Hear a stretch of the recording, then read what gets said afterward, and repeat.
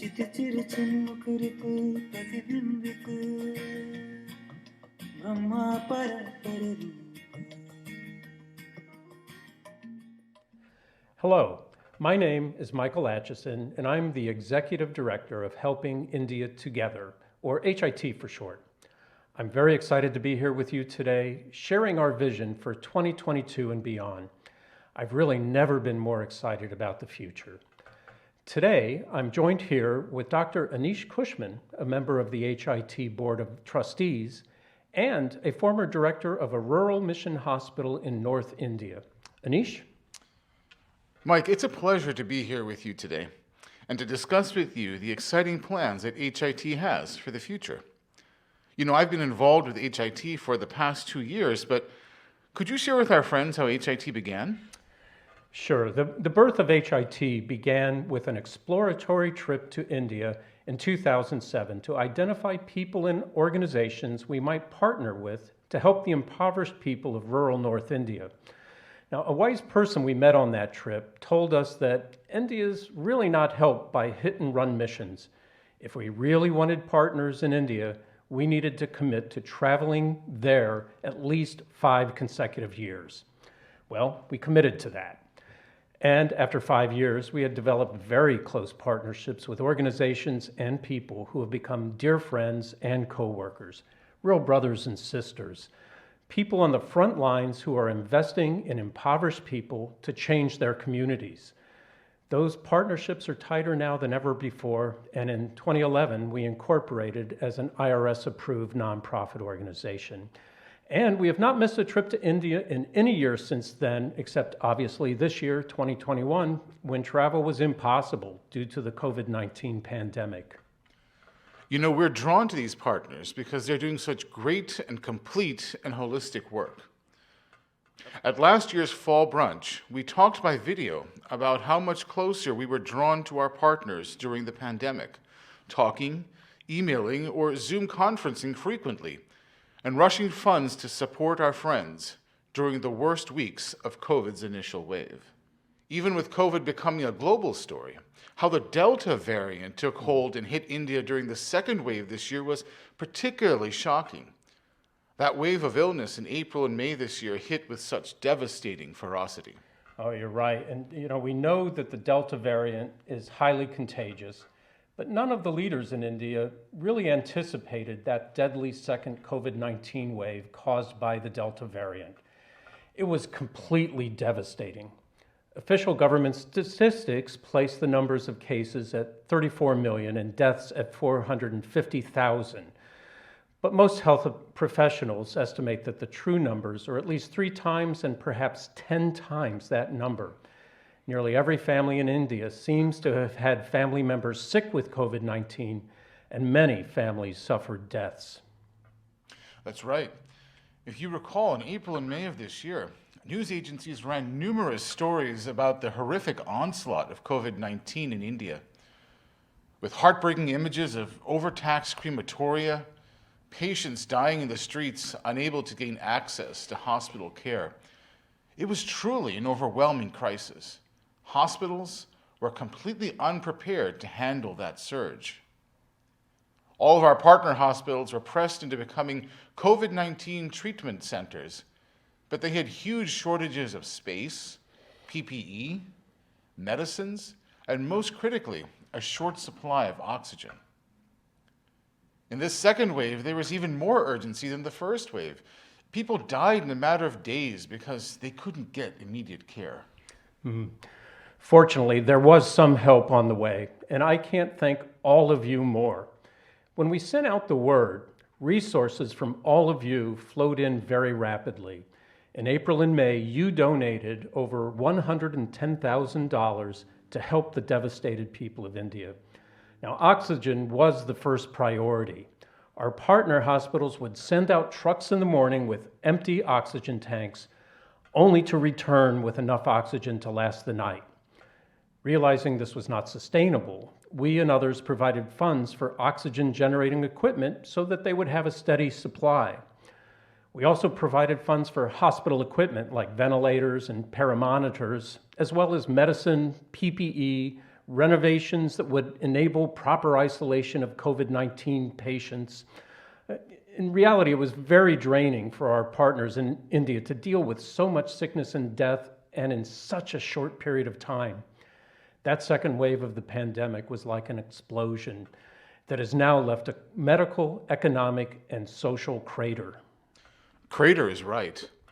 Decades of progress towards better health and a sustaining economy were essentially wiped out. And that crater has exacerbated old problems and brought new problems with it. Our work is with the very poor people in rural North India who make $2 a day or less.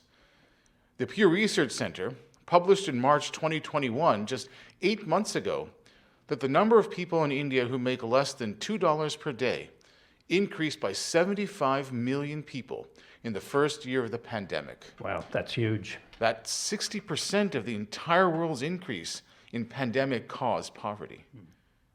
And worse, the horrific pandemic's second wave in April and May didn't include these numbers, which are sure to be even worse. Poor families have been deeply ravaged, and they have no safety net. Food insecurity is a massive problem. They've been devastated by a lack of income, death of major breadwinners in their family, the lockdown of schools, and many government services are just slow in acting. But what is particularly exciting is that our partners are reaching the needs of the community in new and innovative ways. Their diligence and innovation has the potential to transform disaster into opportunities for flourishing. So much has been happening in India this year, and we have so many newly initiated projects that are going to be transformative. I'm really very excited about these projects, and I see them directly addressing the needs of people's lives in ways that elevate entire communities. So first, there's a tremendous shortage of medical professionals and nurses in rural North India. In the areas where we work, there is a need for 5 times as many healthcare workers than is currently available. But what we found is that if we invest in sending young women and men to nursing school, they then not only deliver quality health care in their own communities, but the greatly increased income that they now have supports their whole family and provides funds for school fees for their siblings, ultimately lifting the entire family out of poverty. Yes, it can have a ripple effect. Neighbors begin to see the value of educating their children, particularly girls, and begin sending their daughters to school. This work is so transformative and inexpensive. We need to make this investment. Oh, yeah, I agree. You know, we started this by funding only 3 students, and that was at the request of our partners. This was their idea. Over the years, the outcomes have been so successful that we expanded this ministry each year, and this year we will send nearly 30 students for nursing training. Our partners work very hard to choose the right students, then mentor them throughout their nursing training.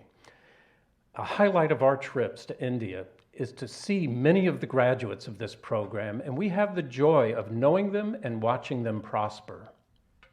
You know, Mike, we talk a lot about this program when we introduce people to HIT. It's just a clear example of our mission to transform communities by investing in people. As a doctor who's worked in India, I've seen the need and can testify to how important this program is. But I can also tell you that nursing isn't for everyone. Oh, you're absolutely right. I would be a terrible nurse. But we have other ministries that parallel this nursing ministry. So in other work, we support vocational or college education of young women and men. Now, that also requires a pipeline of qualified young people that can go into those professions. So we also invest in primary education for over 3,000 children and augment high school education for about 30 students each year to prepare them for more advanced education. And finally, we support an orphanage that cares for and educates about 20 young boys and girls. And there are other vast needs in rural North India. Specifically, there are essentially no services for those with physical or mental needs. With our trusted Indian partners, we are now initiating a new learning center for those who are physically and mentally differently abled. Oh, yeah, that's right. It's a great new ministry. There's a young girl that's crippled in one of the villages that we oftentimes visit, and her parents love her very well. But there's really nothing to help her as she grows into a young woman. But that may soon change. Our partners are developing a new learning center for those with physical and mental needs, and that center is designed to address their circumstances directly. People in these situations are usually marginalized in their communities. But through this new center, they are learning that they are precious individuals defined by being created in God's image and not by whatever physical impairment they may have. At one meeting in India, I could really sense the excitement in the audience when a disabled man on crutches who had been sent to school by our partners to become a teacher addressed those with physical needs. They were very excited when they heard that they have intrinsic value as well and a place in the community like anyone else. This work really honors those who are often at the fringes of society. So they're renovating a building on the campus that will be used to accommodate those with special needs, and professionals who can help them with physical and developmental needs are being hired. And these new people that are being hired will provide physical therapy and teach them how to navigate their environments, and will provide the equipment they need at home, school, and at work. At the same time, the mental health professionals who are being hired will teach life and work skills, as well as address the terrible crisis of increased depression and suicides that's currently occurring in India. Yeah, another area of pain and injustice is the treatment of terminally ill family members. These suffering individuals are often ostracized and left in the corner of a house with no one to take care of them or to simply express love.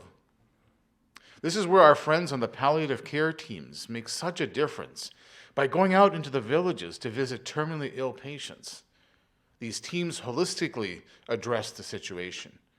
First, they identify and treat the medical issue.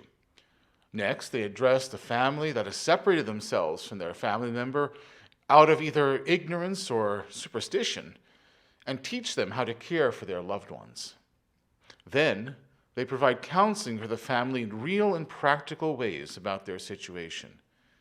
If the terminally ill patient is too ill to be cared for at home, our partners have now opened a 4-bed ward just this year to care for those more serious patients so that they can receive palliative care in the hospital. You know, the gentleness, love, and compassion expressed by these palliative care workers is really having a transformative impact on families, and it's bringing critical emotional healing and love. And the families are so thankful. Every death is tragic, but this work brings dignity, emotional healing, and restoration. Yes. The palliative care work is tremendously important, but the pandemic has also brought damage to entire communities. Many families have been devastated by the death of family members and the crushing loss of income. Many women and children have lost their husbands and fathers, resulting in further marginalization. Women, often treated already as second-class citizens, are bearing the brunt of these losses, along with their children. But there is hope and opportunity to transform these losses into changes for current and future generations. Empowering women is a powerful catalyst for economic and social transformation for families that can result in generational change. An empowered woman invests in her children, particularly in education and nutrition. You know, our partners have a 20-year history of building trust in the communities where they work, and particularly in empowering women and children. With so many single-parent families caused by the pandemic, this approach has renewed urgency. There are so many problems that the people in these communities face, and they don't know how to address them. For generations, they've just passively accepted their situation. But our partners teach them that they can do things themselves to address their problems. They teach the women and the men how to organize in the villages, and they teach them how to identify problems, develop solutions, and find ways to empower not only themselves, but their neighbors and their entire village. And the government also has services for the women in these villages, but the women really don't know how to access those services. So our partners show them how to do that. The trust that's built by our partners in showing they have no motive at all other than love is very powerful.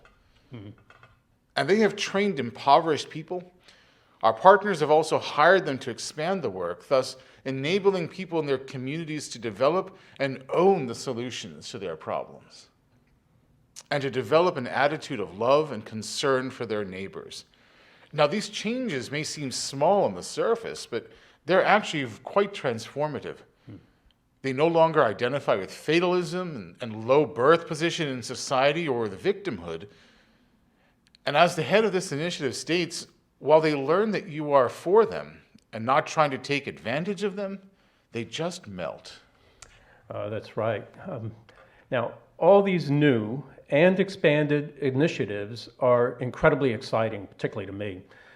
But basic healthcare remains a tremendous need in rural North India. And the hospitals that partner with us need upgrades of facilities and equipment. Therefore, we're investing strategically in hospital equipment and infrastructure that's needed to augment and maintain our partner hospitals. Now, obviously, hospital equipment can be extraordinarily expensive, but by identifying the equipment that best serves the local population, our partners are able to continue to address needs on budgets that are incredibly thin. Yes, the doctors at these hospitals, they serve sacrificially, but out of love and compassion. These workers see problems in their communities and they feel compelled and convicted to step in. They've been engaged in their communities for more than 2 decades. When they see problems, they're convinced and compelled by God to address them. It's hard work, costly in time and resources, but they wouldn't have it any other way. Yeah, they're really amazing people and probably the most favorite people I have on this planet. But, all the things we've described are fantastic. I'm very excited about the new initiatives and the expansion of our current initiatives. But you might think that this sounds really, really expensive, but you'd be amazingly surprised how far $1 can go in India, resulting in transformative changes. For instance, we plan to send 28 to 30 students to nursing school this year. That will only cost $25,000. For just $750 a year, a student can be sent to nursing school. And for the physical and mental health center, renovations and staff this year will cost $14,000. And the Women's and Adolescent Empowerment Project price tag this year was only $9,000. Really incredibly cheap. And the orphanage support that we will do this year, we estimate will be about $10,000. And our supportive palliative care will only cost $4,000. We plan to invest about $15,000 in primary and secondary education. And our price tag for hospital equipment is about $25,000. In reality, in total to support everything we've been talking about today costs about $100,000. But fortunately, we've already raised 2/3 of that. We've raised $65,000 already, and all we need is another $35,000 to accomplish all these goals. So in the time between now and December 31st, we hope to raise that amount. Now, do you want to participate and partner with us in these projects? If you do, you can go to our website, which is www.helpingindiatogether, all one word, helpingindiatogether.org. Hit the donate button there and it'll take you to a page where you can choose what you'd like to support, or you can just select where the need is greatest if that is what you'd prefer to do. And soon we're going to be emailing out a Zoom link to those on our email list for a Meet the HIT time live meeting sometime in December. We'll be sending out details, and at that meeting you can come online, talk to us, ask questions, get to know what we do at HIT better.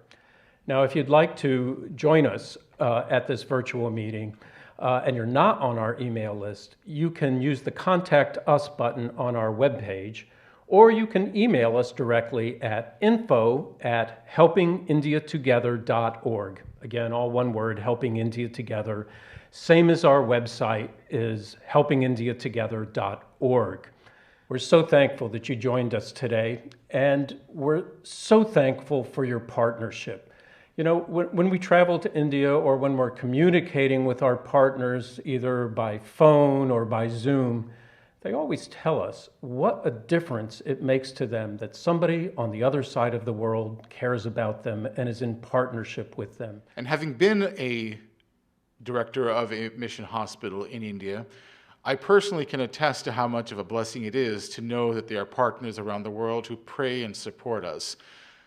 And so, being on this side of things now, I can see the blessings that we all get by supporting our partners in India. So we hope that you would like to partner with us, but we thank you so much for joining us today, and may the Lord bless you and keep you. Thank you.